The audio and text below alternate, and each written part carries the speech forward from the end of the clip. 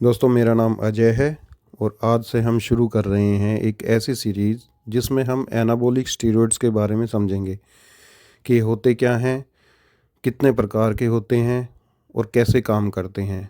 इनका शरीर पर क्या-क्या सकारात्मक और नकारात्मक प्रभाव होता है। खिलाड़ी इनका प्रयोग अपनी स्टीरॉयड साइकिल में किस तरह से करते हैं और इसके साथ साथ ही वो ऐसा क्या लेते हैं जिससे इसके प्रभाव को कम किया जा सके। दोस्तों, इस सीरीज़ में स्टीरॉयड से संबंधित हम लगभग सारी जानकारी आपको देने का प्रयास करेंगे।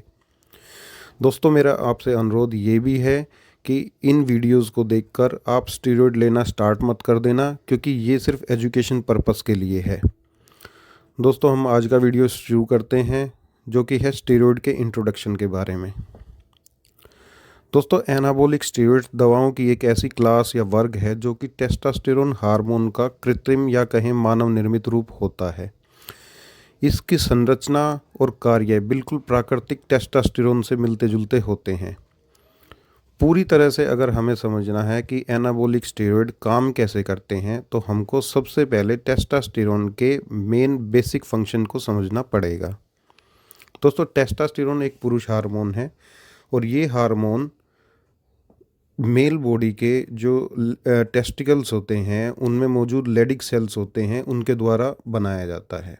ये हार्मोन व्यक्ति के जीवन में अलग अलग समय में अलग अलग मात्रा में बनता है और सबसे ज़्यादा जब ये हार्मोन जो प्रोडक्शन होता है मेल बॉडी में, वो तब होता है जब बच्चा जवान होने की तरफ अग्रसर होता है।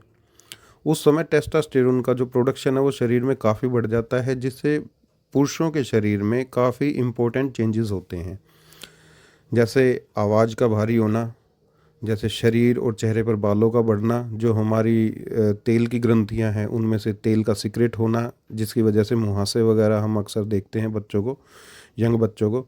सेक्स ऑर्गन का विकास होना, स्पर्म्स का मैच्योर होना और काम इच्छा का बढ़ना, लिबिडो का बढ़ना। दोस्तों, अगर टेस्टोस्टेरोन का लेवल हमारी बॉडी में सही ना हो तो हमारा जो मेल प्रोडक्टिव ऑर्गन्स हैं वो सही तरीके से काम नहीं कर पाएंगे। इन सभी प्रभावों को इस हार्मोन के मस्कुलाइजिंग या एंड्रोजेनिक गुण भी कहा जाता है। टेस्टोस्टेरोन के अधिक प्रोडक्शन से शरीर में एनाबॉलिक चेंजेस भी होते हैं, जैसे प्रोटीन बॉडी ज़्यादा एब्जॉर्ब करने लगती है और as a result of which होता क्या है कि हमारी मांसपेशियों का साइज़ भी बढ़ने लग जाता है। दोस्तों, सिर्फ यही कारण है कि पुरुषों में महिलाओं की तुलना में मांसपेशियां अधिक होती हैं, क्योंकि दोनों के शरीरों में इस हार्मोन की मात्रा बिल्कुल अलग अलग पाई जाती है। अगर हम एग्जाम्पल लें तो एक जो वयस्क पुरुष है उसका शरीर प्रतिदिन लगभग 2.5 mg से 11 मिलीग्राम टेस्टोस्टेरोन बनाता है, जबकि महिलाओं में अगर देखा जाए तो इसका प्रोडक्शन 0.25 मिलीग्राम पर डे होता है। महिलाओं का जो मेन हार्मोन है वो है एस्ट्रोजन, जिसका शरीर पर अलग प्रकार का प्रभाव पड़ता है। कम एंड्रोजन और अधिक एस्ट्रोजन होने से महिलाओं के शरीर में अधिक वसा जमा होती है, मांसपेशियां कम बनती है और कद भी उनका अगर मेल बॉडी को देखा जाए तो उनसे अपेक्षाकृत छोटा ही रहता है। और जैसे जैसे उम्र बढ़ती है तो उम्र बढ़ने के साथ हड्डियों के कमज़ोर होने की संभावना बढ़ जाती है।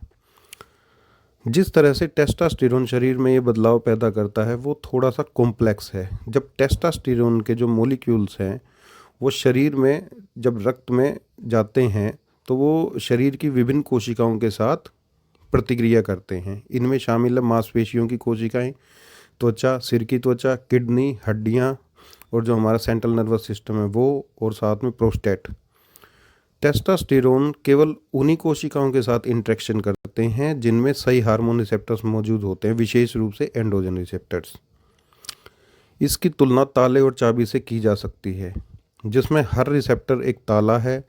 केवल एक विशेष प्रकार का हार्मोन, जो कि हम चाबी बोलेंगे, से ही सक्रिय होता है। इस क्रिया के दौरान टेस्टोस्टेरोन का जो मॉलिक्यूल है वो कोशिका के अंदर मौजूद रिसेप्टर से जुड़ जाता है।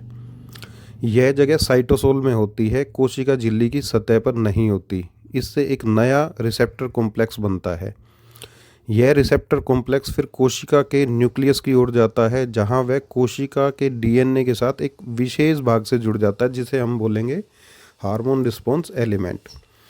इसके बाद कुछ विशेष जीनों का ट्रांसक्रिप्शन सक्रिय हो जाता है और जो हमारी जो देखा जाए कंकालीय जो जो स्केलेटल मसल जो उसकी कोशिकाएं हैं, उसके मामले अगर अगर हम इसको देखें तो इससे मुख्य रूप से दो कॉन्ट्रैक्टाइल प्रोटीन जो है ना, उनके प्रोडक्शन में इजाफा होता है, जो होते हैं एक्टिन और मायोसिन।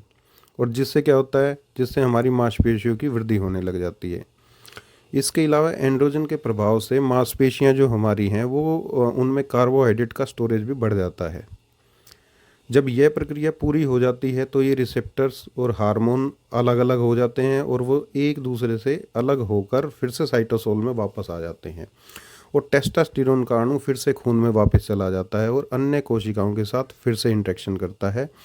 पूरा रिसेप्टर साइकिल, जैसे हार्मोन का रिसेप्टर से जुड़ना, कॉम्प्लेक्स में जाना, कॉम्प्लेक्स का नाभिक में जाना और जीन ट्रांसक्रिप्शन और फिर से साइटोसोल में वापस आना, ये एक धीमी प्रक्रिया है। इसे पूरा होने में मिनट नहीं बल्कि घंटों का टाइम लगता है।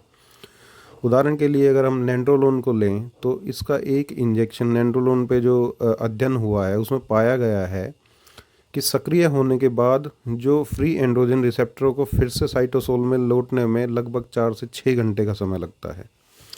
इस साइकिल में साइटोसोल में वापस आने के बाद एंड्रोजन रिसेप्टर्स का जो बंटवारा और जो नए रिसेप्टर्सों का बनना वो भी शामिल होता है। एंड्रोजन अपने स्वयं के रिसेप्टर्स प्लेसेस के निर्माण में भी बहुत इम्पोर्टेंट रोल प्ले करते हैं। गुर्दों में अगर देखा जाए, किडनीज में अगर ये यही प्रक्रिया अगर देखी जाए तो एंड्रोजेंस को एरिथ्रोपोइसिस, जिसका मतलब है लाल रक्त कोशिकाओं के निर्माण को बढ़ाने में मदद करती है। इसी प्रभाव के कारण जो हमारा जो ब्लड होता है उसमें ऑक्सीजन की कैपेसिटी काफ़ी बढ़ जाती है, ख़ास तौर पर तब जब हम एनाबॉलिक एंड्रोजन की साइकिल ले रहे होते हैं। कई एथलीट्स का मानना है कि ऑक्सीमिथलोन और बोल्डेनोन में ही केवल ये कैपेसिटी होती है, लेकिन ऐसा होता नहीं है क्योंकि दवाइयों के इतिहास में इनके इस प्रभाव का खास उल्लेख मिलता है। लेकिन हकीकत में लगभग सभी एनाबॉलिक एंड्रोजेनिक स्टेरॉइड्स एरिथ्रोपोइसिस को बढ़ा सकते हैं। एरिथ्रोपोइसिस मतलब ब्लड में ऑक्सीजन कैपेसिटी बढ़ा देना, क्योंकि यह प्रभाव किडनी की कोशिकाओं में एंड्रोजन रिसेप्टर्स के सक्रिय होने से जुड़ा होता है। इसका एक अपवाद भी है दोस्तों, अब वो अपवाद है DHT, डाईहाइड्रोटेस्टोस्टेरोन, और उसके कुछ डेरिवेटिव्स हो सकते हैं। इसलिए क्योंकि ये पदार्थ जो हैं वो 3 अल्फा हाइड्रोक्सी स्टेरॉइड्स डिहाइड्रोजेनेस एंजाइम्स के संपर्क में आते ही तेज़ी से टूट जाते हैं तथा किडनी की टिश्यू में एंजाइम्स का डिस्ट्रीब्यूशन मांसपेशियों के टिश्यूज़ जैसा ही होता है। इसलिए इन टिश्यूज़ में इनकी जो सक्रियता है वो काफ़ी कम दिखाई देती है। फैट टिश्यूज़, एडिपोज, जिसको हम वसा टिश्यूज़ भी बोलते हैं, एंड्रोजन के जो प्रति वो काफ़ी संवेदनशील होते हैं। यहाँ ये जो हार्मोन होते हैं वो कोशिकाओं की लिपोलिटिक क्षमता को बढ़ाते हैं। लिपोलिटिक मतलब जो वसा तोड़ने और ऊर्जा के लिए उपयोग करने की क्षमता, उसको लिपोलिटिक क्षमता बोलते हैं। ये जो प्रभाव है दोस्तों संभवतः एंड्रोजन द्वारा बीटा एड्रिनर्जिक रिसेप्टर्स की मात्रा को नियंत्रित करने या कोशिकाओं की सामान्य गतिविधि को बढ़ाने से होता है। यह भी देखा गया है कि शरीर में जो एंड्रोजन का स्तर और शरीर में जमा वसा एक दूसरे से उल्टा संबंध रखते हैं।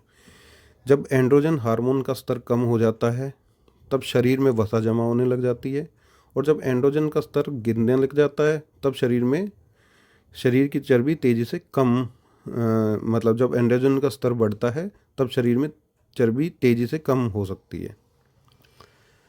यहाँ सबसे महत्वपूर्ण चीज़ एंड्रोजन और एस्ट्रोजन के प्रभाव का अनुपात है, क्योंकि एस्ट्रोजन शरीर में कई स्थानों पर वसा के जो है ना संचय को बढ़ाने का काम करता है। इसी कारण यदि कोई व्यक्ति अगर स्टीरॉयड्स का उपयोग करते समय फैट कम करना चाहता है तो उसे एंड्रोजन का स्तर कम रखना चाहिए, एस्ट्रोजन का स्तर कम रखना चाहिए। एस्ट्रोजन तो बढ़ाएगा, एंड्रोजन कम करेगा। यही कारण है कि जो स्टेरॉइड एरोमेटाइज नहीं होते उन्हें बॉडी बिल्डर अधिक पसंद करते हैं, क्योंकि वे मांसपेशियों की डेफिनेशन और कटिंग लुक को बढ़ाने में मदद करते हैं।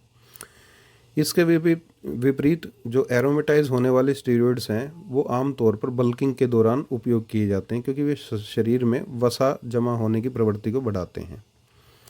दोस्तों, जैसा कि पहले बताया गया है, टेस्टोस्टेरोन शरीर में एंड्रोजेनिक गतिविधि उत्पन्न करता है। यह तब होता है जब यह हार्मोन उन टिश्यूज़ में एंड्रोजन रिसेप्टर्स को सक्रिय करता है, जिन्हें एंड्रोजन रिस्पॉन्सिव टिश्यूज़ भी बोला जाता है। अक्सर यह प्रक्रिया पहले टेस्टोस्टेरोन और डायहाइड्रोटेस्टोस्टेरोन में बदलने के बाद होती है। इन टिश्यूज़ में सेबाशियस ग्लैंड्स भी शामिल होती है, जो त्वचा में तेल का सिक्रेशन करती है। जब शरीर में एंड्रोजन का स्तर बढ़ता है तो त्वचा से निकलने वाले तेल भी बढ़ जाता है, और जब तेल का उत्पादन ज़्यादा होगा तो क्या होगा, हमारे रोम छिद्र बंद होने लग जाएंगे। या तो उनको बार बार धो शरीर को, और नहीं धोगे तो वो रोम छिद्र हमारे बंद हो जाएंगे, और उससे क्या होगा, उससे मुहासों का होना शुरू हो जाएगा, जो कि स्टीरॉयड साइकिल के दौरान एक सामान्य सा साइड इफ़ेक्ट है। शरीर और चेहरों के बालों का बढ़ना भी सिर की स्किन में एंड्रोजन रिसेप्टर्स के सक्रिय होने से जुड़ा होता है। यह प्रभाव खास तौर पर किशोरावस्था के दौरान दिखाई देता है, जब लड़कों में टेस्टोस्टेरोन का प्रोडक्शन काफ़ी तेज़ी से होता है। दोस्तों, एंड्रोजन शरीर और चेहरों पर बालों की वृद्धि को बढ़ाने लगता है। यदि अनुवांशिक प्रवृत्ति हो तो एक उम्र के बाद सिर की त्वचा में एंड्रोजन से पुरुषों में होने वाले गंजेपन की शुरुआत भी हो सकती है। दोस्तों, ये एक गलत धारणा है। हम ये सोचते हैं कि जो बाल झड़ने का जो सीधा सा कारण है वो DHT है, लेकिन ऐसा नहीं है। वास्तव में बाल झड़ने के लिए मुख्य रूप से एंड्रोजन रिसेप्टर्स की सामान्य सक्रियता